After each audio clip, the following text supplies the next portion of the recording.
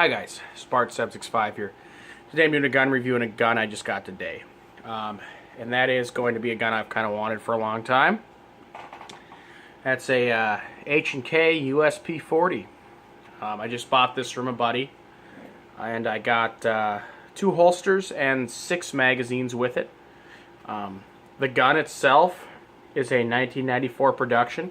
These things came out in 1993. So 1 year after they hit the market. Early gun. Got it home, cleaned it up, did a full detail strip as I do with any used gun I buy, as well as any new gun for a matter of fact.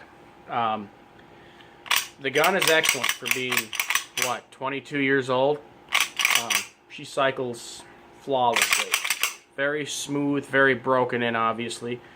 The gun is not a low round count, but it's not a devastatingly high round count. The barrel seems pretty decent on it. Actually, very good. It'll shoot accurately. It's probably got about, I'd say, maybe 1,000 rounds through it, 2,000 rounds through it, somewhere in there.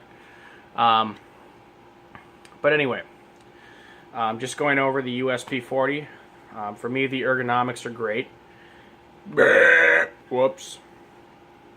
It's got a safety, which also acts as a decocker. Slide release is right here. A lot of guys hate these because the slide release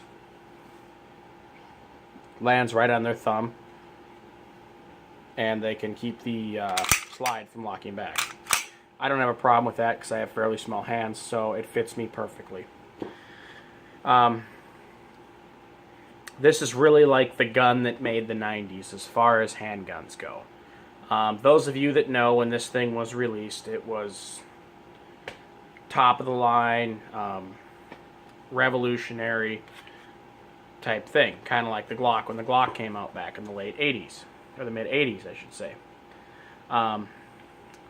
But H&K took a jump into polymer handguns. Now I know they had polymer handguns before this, like the P9 and whatever, but this was their big jump into the police military market, and it was a massive success. People love these things. You can pretty much watch any 90s action movie and it will have, any movie made after like 1994 obviously, and it will have this gun in it. The gun just looks badass. It looks tactical. It looks, SOCOM-ish. Well, hey, Mark 23 SOCOM, designed in 1996, 45 ACP long slide version of this with a threaded barrel and suppressor sights. And the fire control group is a little bit different with the decocker and the manual safety. But other than that, you can't go wrong with an H&K. I mean, this is my second H&K. I currently own a VP9, and I have never had a problem with the VP9. And the buddy that sold me this carried it formerly as a duty gun, so I'm guessing he had no problems with it either. I've never really heard of people having jamming issues or failures with H&Ks. That you're paying that much for a gun, you're just not going to have the issue because their QC is so high. Another thing I like, this being an earlier gun, it's going to be made top tier. Obviously, as with most companies, H&K and most companies have switched more towards the side of MIM, which is metal injection molding. There's nothing wrong with that.